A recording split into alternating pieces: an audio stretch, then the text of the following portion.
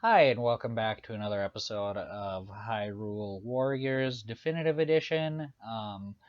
I decided to stop the last episode in this cutscene just because I just feel like the episode would have ran on it would have gotten a little lengthy basically. So I thought I'd maybe keep the length just a little bit shorter and not let it drag on too long just because I don't know how long it's going to take me to beat this level, so I figured might as well just break it up a little bit, so in case anybody watching this has something to do and they only had like what was that, about 16 minutes? Yeah, about 16 minutes to watch the episode.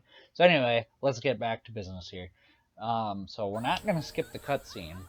We are going to watch it because these fairies are stealing all of our bombs, and it looks like they're giving them... Oh wait, no, they're not giving them to the Gorons either. The fairies stole all the bombs, they made a giant bomb, and it looks like it's going to fall through the sky, crash land in the middle of the enemy, and so we use the magic circle, Zelda bailed, but what are we going to do now?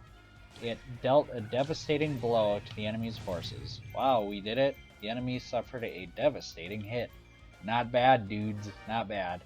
So, while we're down here, I think we're going to go ahead and attack this keep. And, you know, some people might think it's a little, weak that I'm doing, all these powerful weapons. But, like I said, I'm considering this a new game plus. And it just, it's sometimes it just feels good to be able to run through a game and just totally wreck everything, and that's kind of what I felt like doing on this Let's Play. So we got a King Dodongo here, straight out of presumably the Dodongo's caverns, if such a thing exists in this iteration of the Zelda universe. So, it looks like the King Dodongo is breaking through a wall, and those soldiers didn't look too happy about it, so I think we should probably go offer them a hand. So we are going to, wreck some of these dudes here, and then we're going to run into this cave. Hey there, King Dodongo. Yeah! So, something that I really like that this game does is they like to keep the like the like the strategies for fighting these bosses. They like to keep them consistent. So like in Ocarina of Time, when you are fighting the King Dodongo. Oh wait, I think that might have been the end of this level actually. So I guess I cut off the episode for nothing. Well, that's all right. It created some suspense, and we won the battle right away at the beginning of this one. So that's cool. Um, but yeah, anyway, they like to keep the conditions for fighting enemies similar. So like, for example, that King Dodongo, that's how you fight them when you're playing the Ocarina of Time in Dodongo's Cavern. Oh yeah, like these dudes are going to be a challenge. Um, yeah, that's what happens in Ocarina of Time when you're in Dodongo's Cavern. Is you fight the King Dodongo, you throw the bomb in its mouth, and you don't technically have to do a jump slash, but it doesn't hurt. It's like double the damage, and so if you played that one, chances are you'll be able to figure out how to fight this boss. And if even if you don't, you know, like even if you haven't played that one, I'm sure it wouldn't have been too hard to figure out because at this point in the game, bombs should be the only weapon that you have access to, like besides your melee weapon.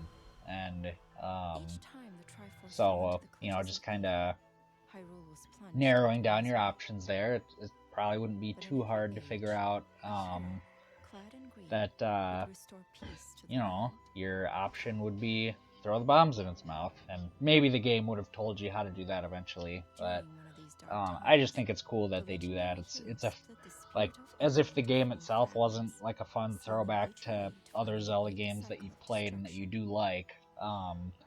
It you know, it like letting you fight the bosses in a similar manner. That's just it's pretty nostalgic too, I think. So they're telling the story of the sword that Link's holding in his hand right now. So that's a pretty good story. I like it.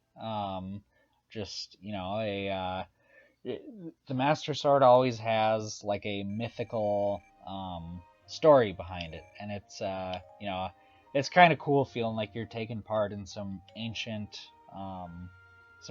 story that just I don't know. It's like a piece of Hyrule's history, and obviously Hyrule's not real, but it's still fun to feel like you're caught up in the middle of this great adventure. So yeah, I'll probably make this episode a little shorter. In fact, maybe I'll release both of these episodes at the same time, just because I kind of like with Katamari, I like to keep a lot of these episodes to maybe, like, if it's a level-based game, to maybe, like, a level an episode, and that might change depending on, like, obviously if I'm playing, like, Super Mario World or something, I would probably, want to do multiple episodes in one level, just because, it doesn't take too long to get through them.